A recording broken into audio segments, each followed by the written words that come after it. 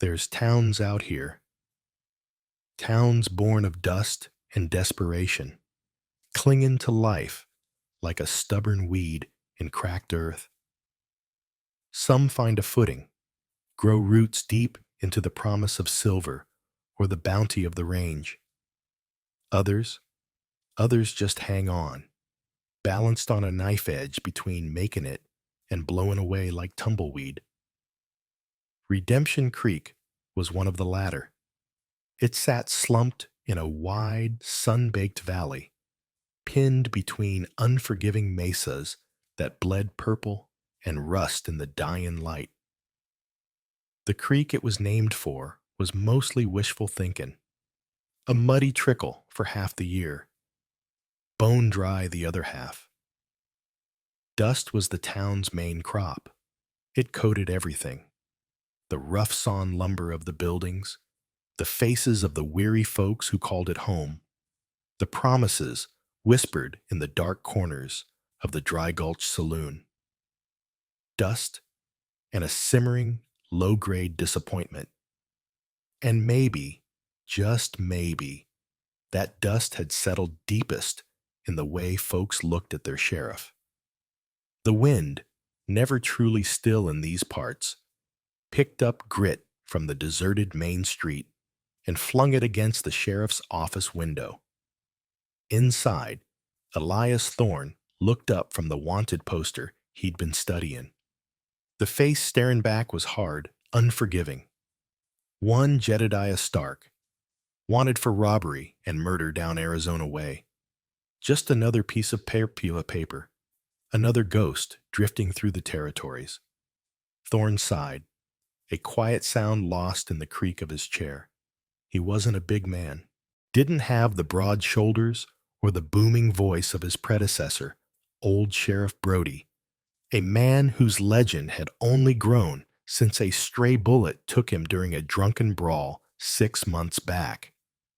Thorne had been Brody's deputy then, quiet, unassuming, mostly handling paperwork and soothing ruffled feathers after Brody had cracked heads. When Brody died, the town council, led by Mayor Abernathy, a man whose starched collar seemed perpetually tight around his thick neck, had looked around, found nobody else eager for the job in a town sliding towards nowhere, and pinned the badge on Thorne almost as an afterthought. "Keep things quiet, Thorne," Abernathy had said, his tone implying Thorne wasn't capable of much else. Just keep the peace. And Thorne tried. He walked his rounds, checked the locks, endured the sideways glances, and the barely muffled snickers in the saloon when he ordered sarsaparilla instead of whiskey. They called him Deacon Thorne behind his back. Sometimes Sheriff Milquetoast. He heard the whispers. He saw the pitying looks from Martha Periwinkle down at the general store. The open amusement in the eyes of Maeve O'Connell, who ran the Dry Gulch with an iron fist and a cynical smile. He wasn't deaf. He just endured it. What else was there to do? He wasn't a gunslinger. He wasn't a brawler. He was just a man trying to do a job nobody else wanted, in a town that seemed determined to doubt him every step of the way. The dust swirling outside seemed to mirror the dust settling on his own spirit. A slow erosion of confidence under the constant gaze of disapproval. He picked up the badge lying on his desk, a simple tin star, already dulled, and pinned it back onto his vest. It felt heavier some days than others. Today was one of the heavy ones. Elias Thorne, 35 years old, maybe looked a little older, hair the color of prairie grass in late summer, eyes a washed-out blue that seemed to take everything in without revealing much. He moved quietly, spoke softly, had a habit of listening more than talking, a trait folks in Redemption Creek mistook for slowness or lack of nerve. What they didn't know, what Thorne never spoke of, was the reason for his quiet ways. They didn't know about the stampede years ago, back when he was barely a man, driving cattle up from Texas. The lightning strike, the terrified bellowing, the ground shaking like thunder, the desperate, futile shouts swallowed by the chaos. He'd been trampled, left for dead, spending weeks recovering in a border town infirmary with broken ribs and a broken spirit, the roar of the herd forever echoing in the quiet corners of his mind. It hadn't made him a coward, not exactly, but it had taught him the terrifying speed of violence, the fragility of life, the wisdom of caution. It had sanded the rough edges off him, leaving him thoughtful where others were rash, deliberate where others were impulsive. Qualities ill-suited, folks reckoned, for taming a town like Redemption Creek, perched precariously on the edge of the wilder territories. His deputy, Billy Fremont, was barely 20, earnest and eager, but green as summer grass. Billy worshipped the memory of Sheriff Brody and seemed perpetually confused by Thorne's quiet methods. Sheriff Brody, Billy would often begin. He would have just gone in there and Thorne would usually cut him off gently. Different ways to handle things, Billy. Brody's way worked for him. We gotta find ours. Billy usually just looked unconvinced, polishing his own badge with unnecessary vigor. Thorne's office was small, functional. A scarred wooden desk, 2 chairs, a rifle rack holding a couple of Winchesters and a shotgun, a pot-bellied stove for the cold desert nights, and the all-important telegraph key in the corner, their thin lifeline to the outside world. Notices and wanted posters papered the walls, faded promises of justice or warnings of danger. Thorne kept it tidy, organized, a small island of order in the general entropy of the town. His rounds took him down the dusty street, past the general store, where Martha Periwinkle, a kind widow whose spectacles always seemed slightly askew, gave him a worried smile and asked if he needed anything. Thorne always politely declined, though her quiet support was one of the few comforts he had. Past the assayer's office, usually empty, past the livery stable, run by Old Man Hemlock, perpetually sour and complaining about the cost of feed. Then came the Dry Gulch Saloon. Even in the mid-morning, the bat-wing doors swung occasionally, emitting bursts of stale beer smell and loud talk. Maeve O'Connell stood just inside, watching the street, arms crossed. She was a woman who looked like she'd seen it all and wasn't impressed by any of it. Fiery red hair piled high, eyes sharp as broken glass. "Mornin', Sheriff," she said, her voice carrying a note of challenge. "Keeping the town safe from tumbleweeds?" Thorne just nodded politely. "Morning, Maeve. Everything quiet?" "Quiet as a tomb," she retorted. "Unless you count Jebediah snoring off last night's rot gut in the corner. Reckon he's armed and dangerous?"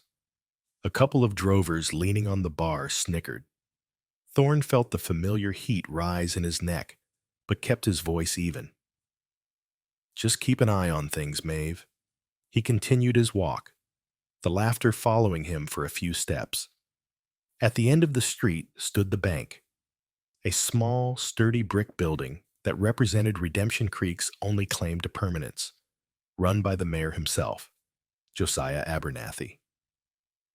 Abernathy fancied himself the town's patriarch, a civic leader bringing order to the wilderness.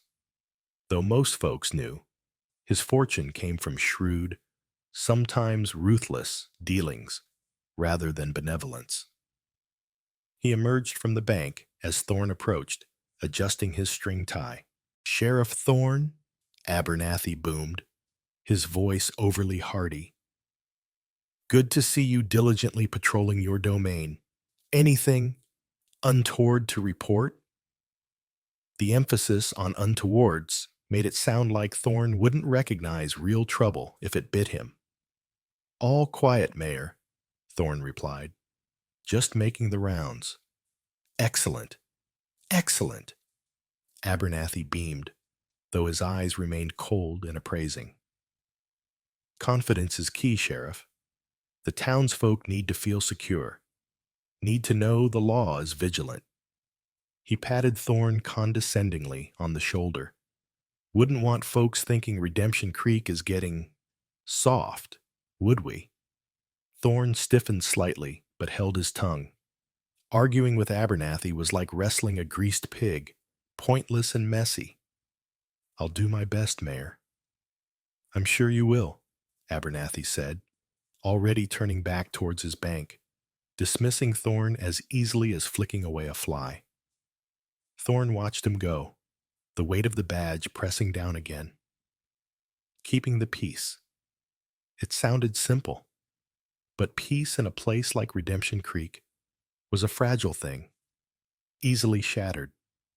And Thorn had a growing, gnawing feeling, deep in his gut, that something was coming. Something worse than drunken brawls or petty theft. Something carried on the wind, like the scent of distant rain, or maybe blood. The first real tremor hit about a week later. Not an earthquake, just a jolt, enough to rattle the town's complacency. The stagecoach, the weekly lifeline carrying mail, passengers, and crucially, the payroll for the small mine operating fitfully up in the hills, was late. Hours late. By sundown, a knot of worried people had gathered outside the stage office, their faces anxious in the fading light. Old Man Hemlock spat tobacco juice into the dust. "Told ya. Road agents. Place is going to hell." Martha Periwinkle wrung her hands. "My sister's expecting medicine on that coach." Abernathy paced back and forth, his usual bluster replaced by genuine concern for the mine payroll locked in the strongbox. Thorn stood quietly, scanning the horizon down the stage road, his washed-out blue eyes narrowed. Billy fidgeted beside him. "Maybe they just threw a wheel, Sheriff? Or lame horse?" Thorn didn't answer immediately. He pointed towards the darkening eastern sky. "See those buzzards circling, Billy? Too far off to be over town carrion. Too many of 'em." He turned to the small crowd. "Go on home, folks. Nothing to be done standing here. Billy, saddle up. We ride out at first light." Abernathy stepped forward. "First light? Thorn? That payroll." "Riding out now is suicide, Mayor," Thorn said, his voice quiet but firm. "We don't know what's out there. If it's trouble, stumbling into it in the dark won't help anyone. We'll find the coach tomorrow." There were grumbles, but Thorn's logic was hard to argue. He ignored Abernathy's glare and walked back towards his office, Billy trailing behind. Inside, Thorn lit a lamp, the yellow glow pushing back the shadows. He checked his Winchester, methodically cleaning the barrel, inspecting the action. He laid out extra cartridges on the desk. Billy watched him, swallowing hard. You think it's bad, Sheriff?" "Don't know what to think yet, Billy, but best be prepared for the worst." Thorn looked at the younger man. "You don't have to come. This ain't exactly routine." Billy straightened up, trying to look older, braver. "I'm your deputy, Sheriff. I ride with you." Thorn gave him a rare, faint smile. "All right then. Get some sleep. We leave before dawn." He spent the night in his office chair, not sleeping, just listening to the wind howling around the corners of the building, the image of those circling buzzards etched behind his eyelids. They found the stagecoach 5 miles out of town, just as the sun began to paint the eastern mesas pink. It was canted awkwardly in a shallow ravine, one wheel shattered. The horses were gone. The driver, a grizzled old hand named Charlie, lay sprawled nearby, a bullet hole neatly centered in his chest. The guard, younger, was slumped against a rock, his shotgun still clutched in his dead hands, multiple wounds telling of a brief, futile resistance. The coach itself had been ransacked, doors splintered open, mailbags slashed, their contents scattered across the dusty ground like fallen leaves. The strongbox was gone. Thorne dismounted, his face grim, surveying the scene with quiet intensity. Billy looked pale, swallowing repeatedly. God almighty, Sheriff. Thorne knelt beside Charlie, closing the man's staring eyes.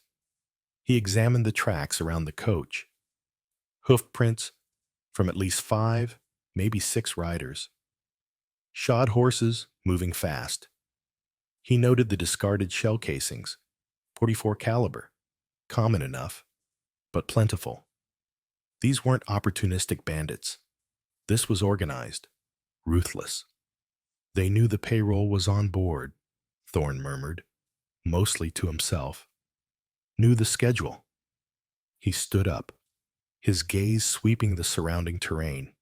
They came in fast, blocked the road just past that bend. Charlie wouldn't have had a chance. He walked over to where the guard lay. He picked up a single playing card lying near the body. The ace of spades. It wasn't dusty. Looked like it had been placed there deliberately. A calling card. Thorne frowned. He'd heard rumors, whispers from travelers passing through, tales dismissed by Abernathy as barroom talk. Rumors of a gang operating further south, led by a man named Cyrus Kane. A man known for his cold-blooded efficiency and his habit of leaving the ace of spades on his victims. Kane. Thorne breathed the name. Billy's eyes widened. Cyrus Kane? But they said he stuck to the border territories. Why would he come all the way up here? Maybe he heard Redemption Creek was easy pickings, Thorne said, his voice tight. He looked back towards the town, hidden beyond the rise, a town that mocked its sheriff, a town that felt safe in its isolation. Maybe Kane had heard the same whispers Thorne did. They brought the bodies back, draped over their saddles, a grim procession under the now bright morning sun.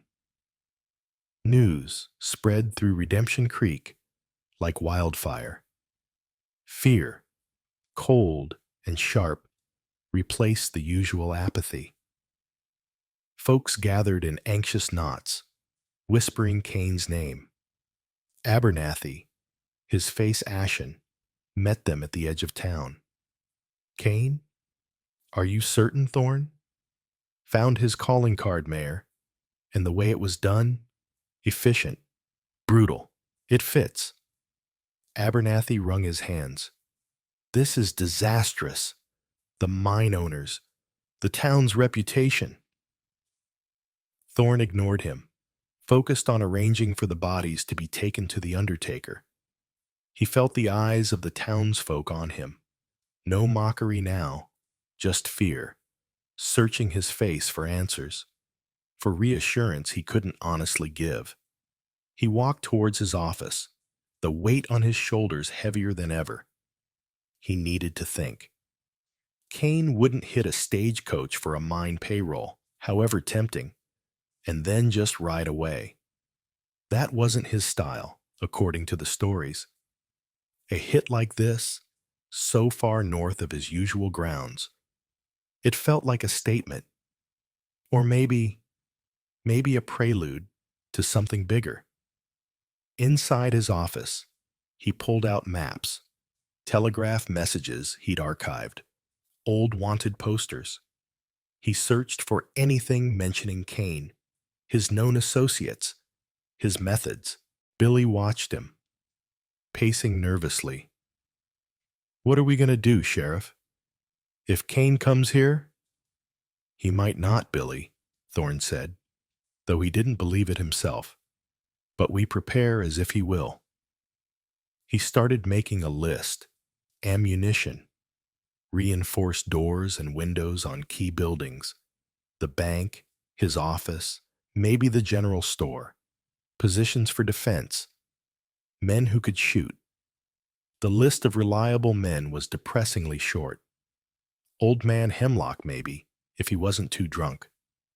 A few prospectors passing through, maybe some of the miners, if they weren't too scared. He looked up as the door opened. Maeve O'Connell stood there, her usual cynical expression replaced by something harder, more serious. "Heard the news, Sheriff." Thorne nodded. "Bad business, Maeve." She leaned against the door jamb, arms crossed. "Folks are spooked, saying you ain't up to handling the likes of Kane, saying Brody would have already formed a posse and ridden out after him." "Brody's dead, Maeve," Thorne said quietly, "and riding out blind after Cyrus Kane is a good way to join him." She studied him for a long moment, her sharp eyes assessing. "Maybe. Or maybe you're just scared. Anyone with sense would be scared of Cyrus Kane," Thorne admitted honestly. "Question is, what do you do about it?" Maeve pushed herself off the door jamb. "I got a shotgun behind the bar. Keep it loaded. And I know how to use it, just so you know." She turned and left as abruptly as she'd arrived. Thorne watched her go, a flicker of surprise easing the tightness in his chest. Maybe not everyone doubted him entirely. He looked back at his list. He needed help. Real help. He went to the telegraph key, tapping out a message to the territorial marshal down in Prescott. Stagecoach ambushed 5 miles east Redemption Creek. Driver, guard killed, payroll stolen. Strong evidence points Cyrus Kane gang. Request immediate assistance. He waited, listening to the rhythmic click in silence. Hours passed. Dust motes danced in the sunbeams slanting through the window. Finally, the key began to chatter back. Thorne scribbled down the message, his heart sinking with each word. Marshal and deputies currently engaged pursuing Apache raiding party south. Nearest rangers 2 days' ride away. Handle locally if possible. Advise caution. Kane extremely dangerous. Acknowledge. Thorne crumpled the message slowly in his fist. Handle locally. Advise caution. 2 days. Kane could be here tomorrow if he wanted. They were on their own. He looked at Billy, whose face had gone slack with dismay as he read the message over Thorne's shoulder. Handle locally, Thorne repeated, his voice flat. "All right then, Billy. Let's go see who in this town is willing to help us handle Cyrus Kane." Their attempt to rally the townsfolk was disheartening. Abernathy, predictably, was focused solely on the bank. "My bank must be protected at all costs, Thorne. It's the lifeblood of this community." He offered 2 aging bank tellers, who looked like they'd faint at the sight of a loaded gun, as his contribution to the defense. Old man Hemlock grumbled about it not being his problem, but grudgingly admitted he could still shoot straight. A few others made vague promises, then found reasons to be busy elsewhere. Most just shook their heads, muttering about families, about not wanting trouble. "Kane's quarrel ain't with us," one man said, refusing to meet Thorne's eyes. "It's with the law." "That's you, Sheriff." Thorne felt a familiar wave of frustration and weariness wash over him. He looked at the handful of possibles: himself, Billy, Hemlock, maybe Maeve, perhaps Martha Periwinkle with her late husband's old squirrel rifle. Not exactly an army to stand against Cyrus Kane. He retreated back to his office, the weight of the town's fear and indifference pressing down on him. He slumped into his chair, staring at the map, at the name Cyrus Kane scrawled on a wanted poster. Why Redemption Creek? Why risk coming so far north for a modest payroll? It didn't add up. Unless the payroll wasn't the real target. Unless Kane had another reason for being here. A deeper reason. Thorne frowned, rubbing his temples. He thought back over everything he knew. Every rumor, every scrap of information. Kane had done time years ago. Sent up for robbing a freight office down south. Got out meaner, smarter. But who had put him away? The details were scarce. Thorne stood up abruptly. Billy, fetch me the town records from the clerk's office. Everything from the last 10, 15 years. Council minutes, property deeds, court filings, whatever they got. Billy looked confused. What are you looking for, Sheriff? I don't know yet, Billy, Thorne admitted. But something about this feels wrong. Like we're looking at the shell, not the pea. He spent the next few hours poring over dusty ledgers and brittle documents, the dry paper smell filling the small office. He traced land deals, business partnerships, old disputes settled or simmering. And then he found it. A faded entry in a court ledger from 12 years prior. A case involving disputed mining rights. The plaintiff, Cyrus Kane. The defendant, the man who had presented evidence that sent Kane to prison for perjury and fraud related to the claim, Josiah Abernathy, then just a sharp-eyed speculator, not yet mayor. Abernathy hadn't just defended himself, he'd actively worked with the law down south to ensure Kane's conviction, securing the valuable claim for himself in the process. A claim that had eventually petered out, but not before Abernathy used the profits to establish his bank and his dominance in Redemption Creek. Thorne leaned back, a cold understanding dawning. The stagecoach robbery, the payroll, that was just noise. A way to announce his presence, maybe soften the town up. Kane wasn't here for Redemption Creek's meager wealth. He was here for Josiah Abernathy. He was here for revenge. The revelation hit Thorne like a physical blow. This wasn't just a random attack. It was personal, targeted. And the man Kane was targeting was the very man who held the town in his fist. The man who had consistently underestimated and belittled the sheriff now tasked with protecting him. A bitter irony, Thorne thought.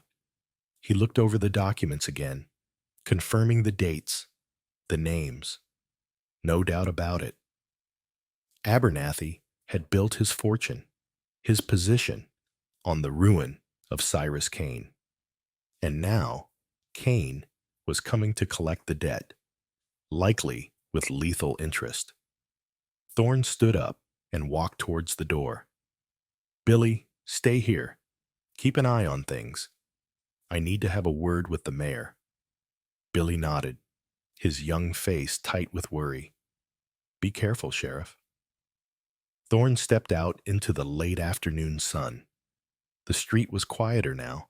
Folks huddled indoors, doors barred, windows shuttered. The air felt thick with anticipation, heavy like the calm before a thunderstorm.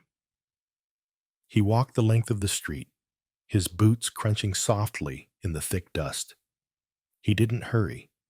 His mind was racing, considering the implications. If Kane was after Abernathy, would he burn the whole town down to get to him? Probably. Kane wasn't known for subtlety or restraint when crossed. Abernathy needed to know. The town needed to know the real stakes. He reached the bank and pushed open the heavy door. Abernathy was inside, pacing behind the teller counter, looking agitated. The two elderly tellers watched him nervously. "Thorn!" Abernathy snapped, relief warring with impatience in his voice. "Any news? Have you organized the defenses? My bank—" Thorn walked steadily towards him, stopping directly in front of the counter. He laid the copy of the court ledger page he'd made onto the polished wood. "Maybe you should tell me why Cyrus Kane is really coming to Redemption Creek, Mayor." Abernathy froze. He glanced down at the paper, his face paling rapidly. He looked up at Thorn, his eyes wide with sudden, naked fear. I don't know what you're talking about." 12 years ago," Thorn said, his voice low but carrying in the silent bank. "Disputed mining claim. You testified against Kane. Sent him to Yuma Territorial Prison." Abernathy swallowed hard, his Adam's apple bobbing. He licked his dry lips. That was business. Ancient history. "Not to Kane, I reckon," Thorn countered. "The stagecoach wasn't about the payroll, was it? It was about sending you a message. He's not just coming for the town, Mayor. He's coming specifically for you." Abernathy slumped against the counter, his bluster completely gone, replaced by sheer terror. He swore he'd get me," he whispered, his voice trembling. "I thought after all this time doesn't erase that kind of hate, Mayor. Not for men like Kane." Thorn leaned closer. "You need to tell the town. They need to know what they're really fighting for. Not just the bank, not just their homes. They're fighting because Kane wants your head, and he won't care who gets caught in the crossfire." Abernathy looked cornered, desperate. No, I can't. They'll blame me. They'll hand me over to him." "Maybe," Thorn conceded. "Or maybe knowing the truth will make them fight harder. But hiding it? That puts everyone in more danger. Kane thinks he's walking into a town scared of shadows. Let's show him he's walking into a hornet's nest." Thorn watched the mayor wrestle with his fear and his pride. This was the twist. Not a betrayal from within, but the revelation that the town's figurehead, the man who demanded respect, was the very reason the storm was about to break over their heads. It changed everything. The fight wasn't just about law and order anymore. It was about facing the consequences of past actions, about whether a community could stand together even when its leader was the cause of its peril.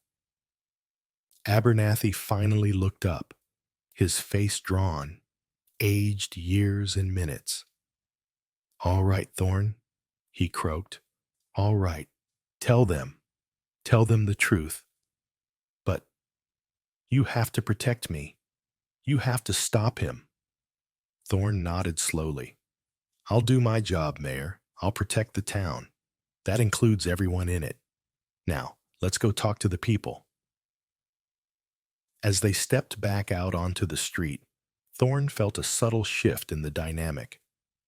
Abernathy, stripped of his arrogance, looked to Thorn not with condescension, but with desperate hope.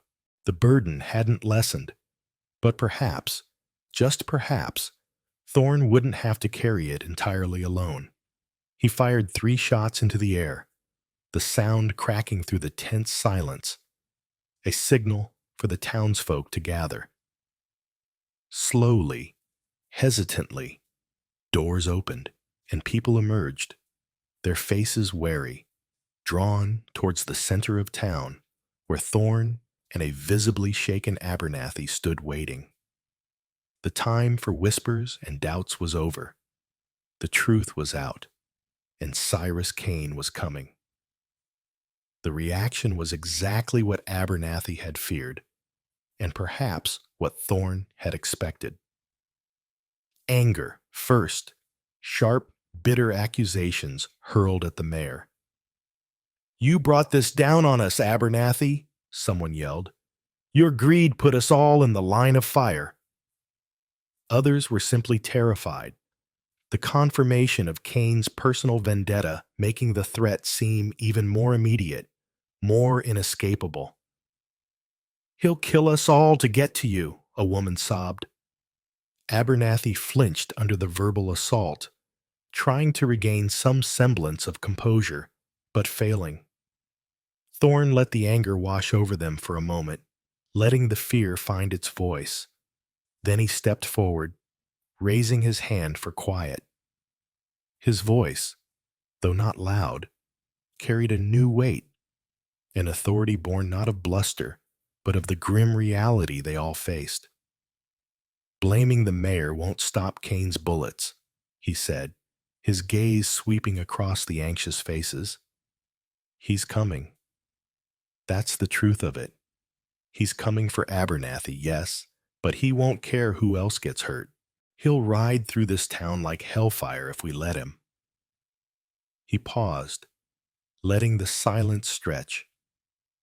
"We got two choices. We can tear ourselves apart, point fingers, maybe even offer up the mayor like a sacrificial lamb, though I doubt Cain would stop there. Or we can stand together. Not for Abernathy, necessarily. Not just for the bank, but for Redemption Creek. For ourselves. For each other." He looked directly at some of the men who had scoffed at him earlier. "Cain thinks this town is soft. He thinks the sheriff is a joke.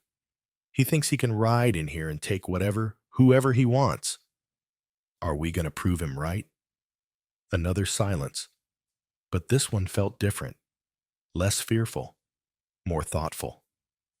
Old Man Hemlock spat decisively. "Damn fool Abernathy might have lit the fuse, but ain't no sidewinder like Cain burning down my town." He hefted his ancient rifle. "I'm with the sheriff." Maeve O'Connell stepped forward from the doorway of the saloon, shotgun held loosely at her side. "My liquor's my own. Cain ain't getting a free drink, nor anything else." Her gaze met Thorn's, a flicker of grudging respect in her eyes. "What's the plan, Sheriff?" Slowly, hesitantly at first, then with growing resolve, others began to nod. Martha Periwinkle emerged from the general store, carrying her late husband's rifle. "Elias." "Sheriff, what do you need us to do?" It wasn't a flood of courage, not a sudden transformation into heroes. It was a grim acceptance of necessity, a flicker of defiance against the coming storm. But it was a start. Thorn felt a surge of something that might have been hope, quickly tempered by the reality of their situation. They were still desperately outnumbered, outgunned, but they weren't broken, not yet. "All right," Thorn said, his voice steady. "Here's what we do." He spent the next few hours, the sun sinking lower, casting long, ominous shadows down the street, laying out his plan. It wasn't a plan for a glorious stand-up fight. It was a plan born of desperation and his own quiet, methodical nature. They would use the town itself as a weapon. Barricades at the ends of the main street, not just piled junk, but strategically placed wagons and barrels to funnel attackers into kill zones. Riflemen positioned in second-story windows, Hemlock covering the east end, Maeve and a couple of others the west. They'd board up ground floor windows on the main street, leaving firing slits. Abernathy, pale but compliant, unlocked the bank's heavy doors, turning it into a central strong point, a place for women and children, guarded by his two terrified tellers and Martha Periwinkle, whose calm determination seemed to shame the men into some semblance of bravery. Thorne designated his office as another strong point, covering the approach from the south. He and Billy would move between positions, coordinating the defense. His strategy relied on making the town seem deserted, drawing Kane's men into the center, then hitting them from multiple angles. Surprise, concealment, and making every shot count were their only advantages. As darkness fell, a different kind of quiet settled over Redemption Creek. Not the quiet of apathy, but the tense, coiled silence of waiting. Men checked their weapons. Families huddled behind barred doors, the only sounds the occasional nervous cough, the creak of a floorboard, the relentless sigh of the wind. Thorne walked the lines one last time, checking the barricades, speaking quietly to the lookouts. He found Billy atop the livery stable roof, peering nervously into the gloom. "See anything?" Thorne asked, climbing up beside him. Billy shook his head. "Just shadows, Sheriff. And I'm scared." "Me too, Billy," Thorne admitted. "Being scared means you understand the stakes. Just don't let it paralyze you. Remember what I taught you. Breathe, aim, squeeze." He clapped the young man on the shoulder. "You'll do fine." He made his way back to his office. The lamp cast long shadows. He poured himself a cup of lukewarm coffee, left over from the morning. He thought about the stampede, the roaring chaos. This would be different. This wasn't random nature. This was calculated malice. But maybe that long-ago terror had prepared him in ways he hadn't understood. It had taught him to watch, to wait, to think before acting, to respect the suddenness of violence, and perhaps how to meet it on his own terms.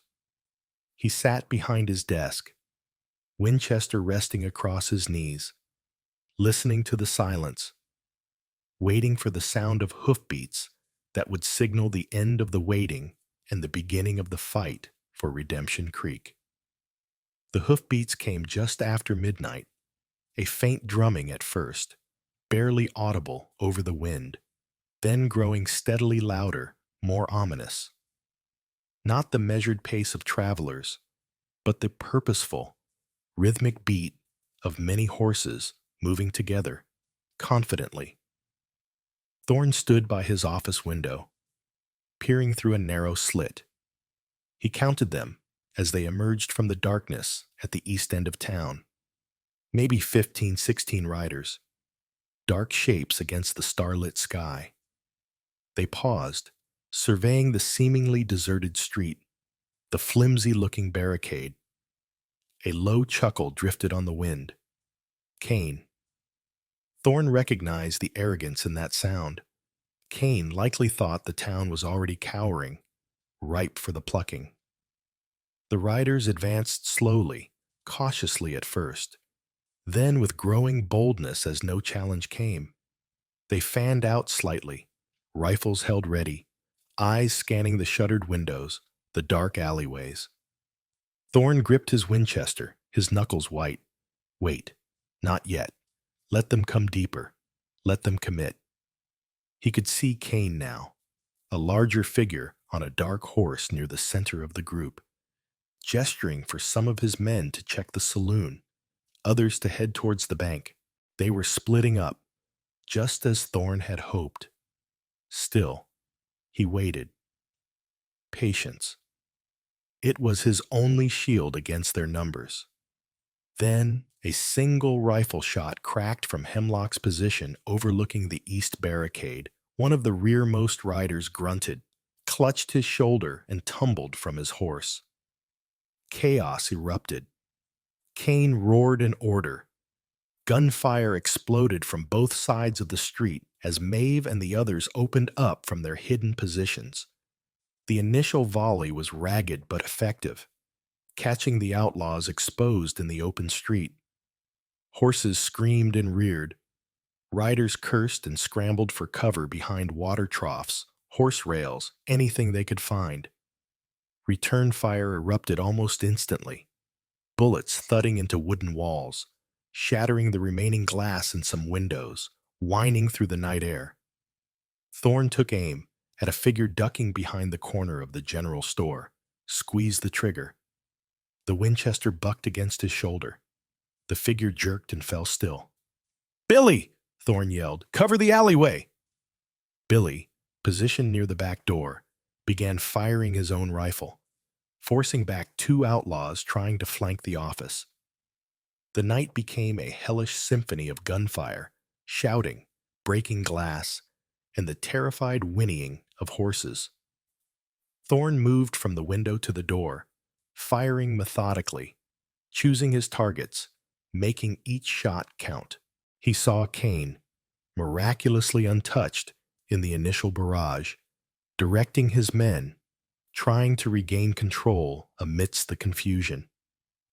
The outlaws were professionals, recovering quickly from the surprise, finding cover, laying down suppressing fire.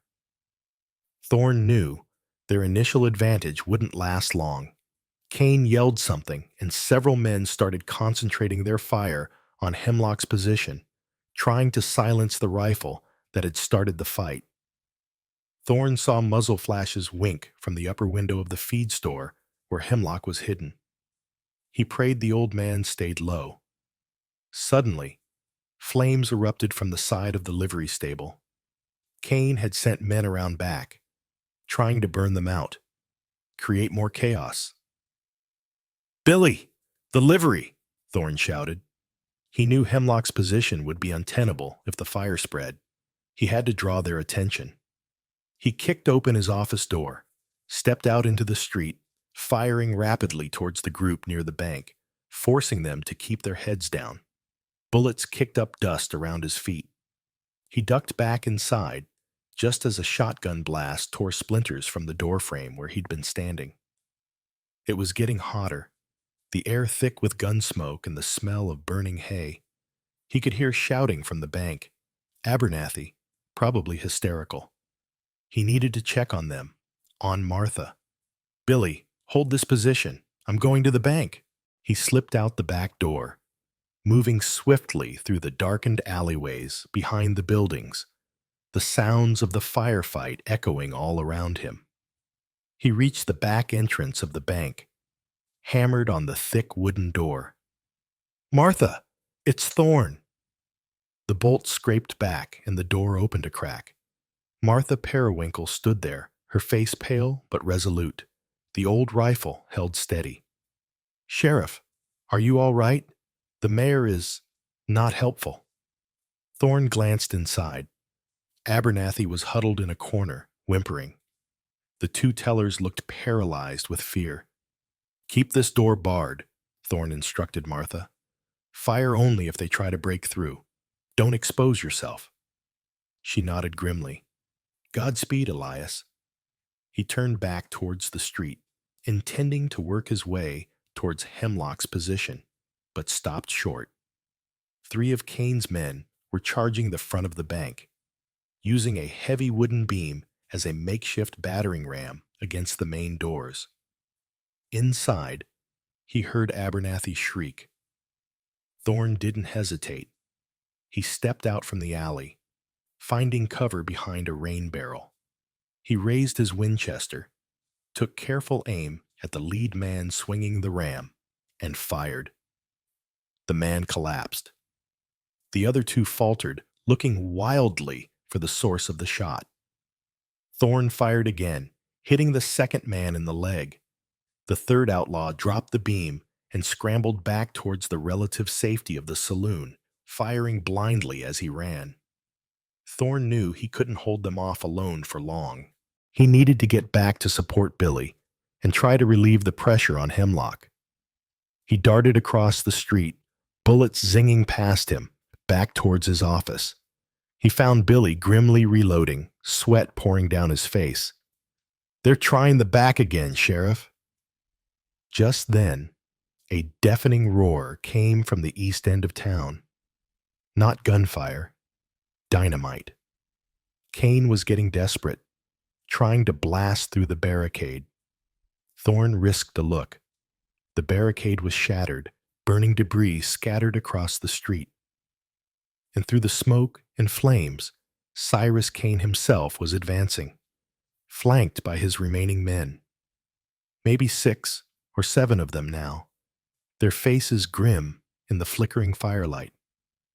They were heading straight for the bank, straight for Abernathy. This was it, the final push. Thorne knew he couldn't stop them all. He looked at Billy. "Give me covering fire, son. Aim for the ones behind Kane." He took a deep breath, chambered a fresh round.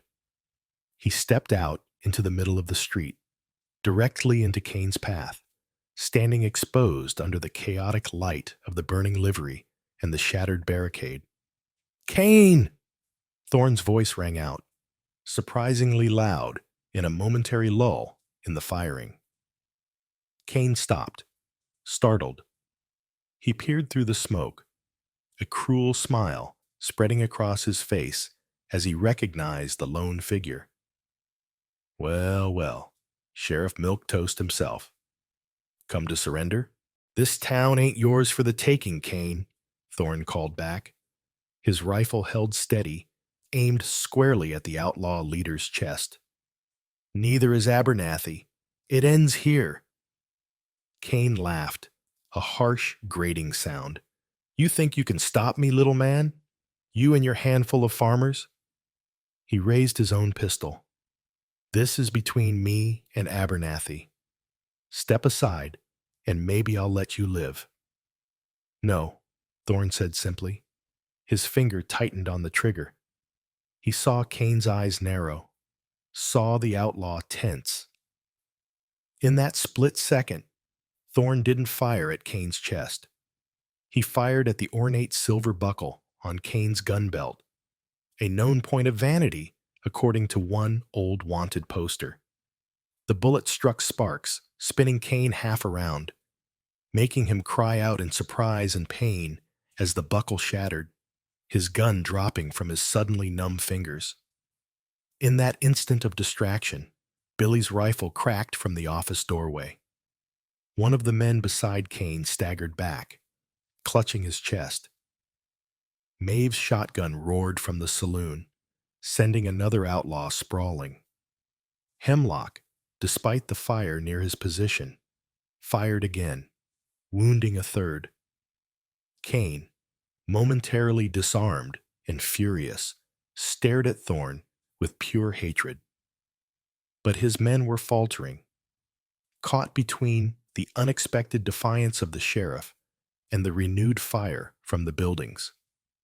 They hesitated, looking to their leader for direction that didn't come.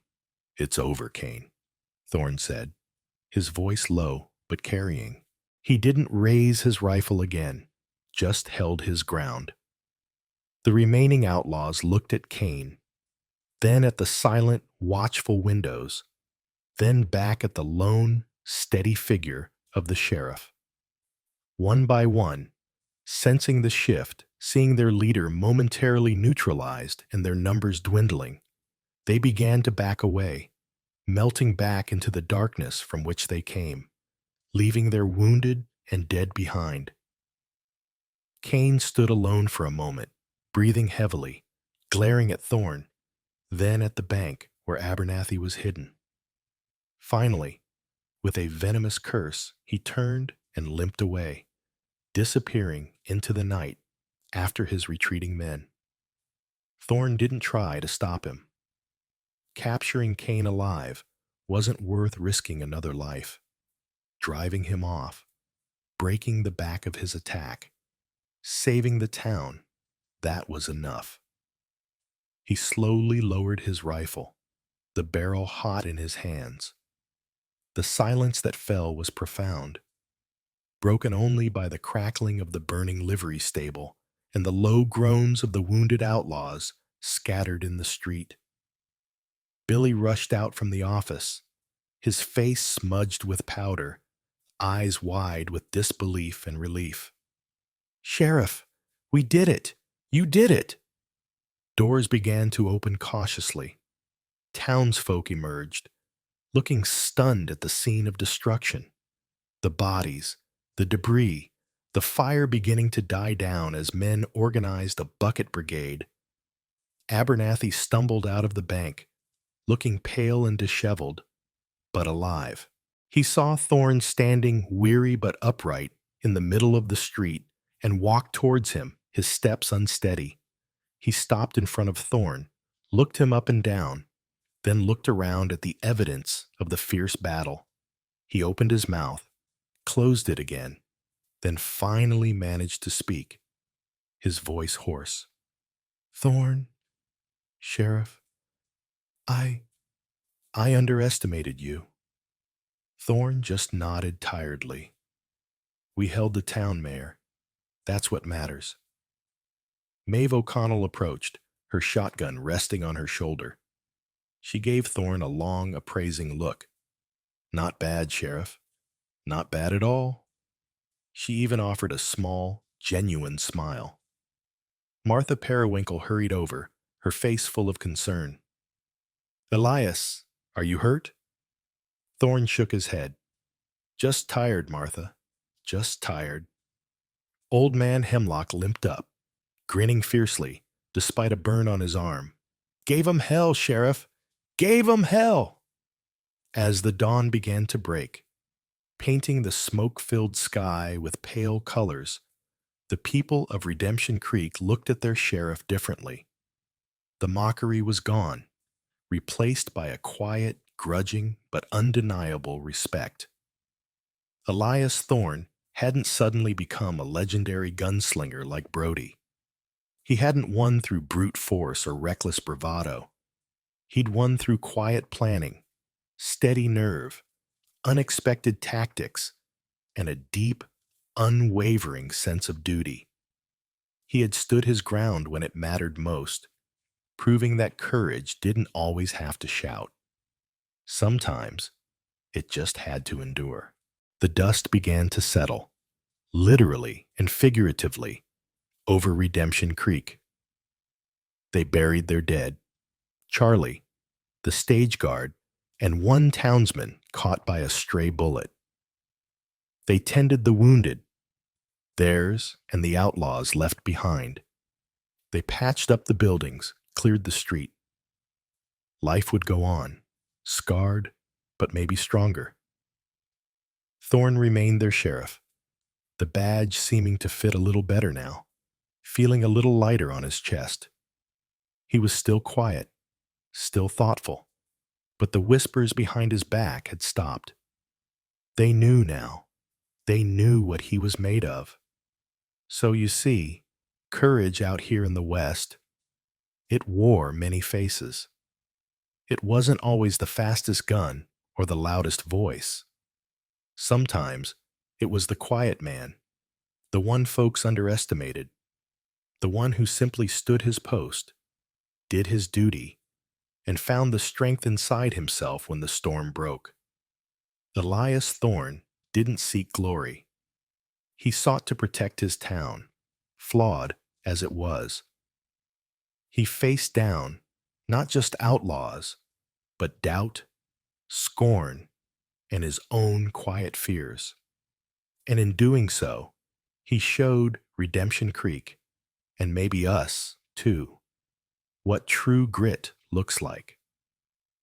It's about preparation when others are complacent. It's about finding allies in unexpected places.